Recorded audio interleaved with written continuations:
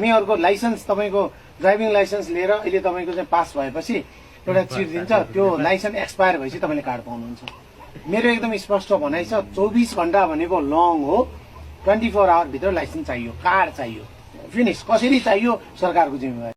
यो नीति नियम चाहिँ एकदम सही लाग्यो, तर 24 आवर धेरै भयो सर। 24 आवर चाहिँ धेरै भयो।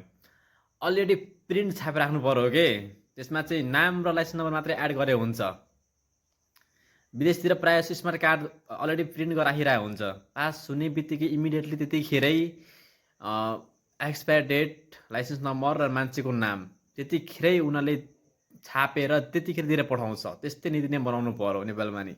यो पेपर देखेर कामै छैन। 24 आवर त धेरै भयो, लङ रेस भयो त पनि। भनेको चाहिँ 5 वर्षको लाइसेन्सको एक्सपायर अझै नपाउने, स्मार्ट कार्ड नपाउने 10 वर्षको छ। पेपर देखेर कति साध्य हुन्छ।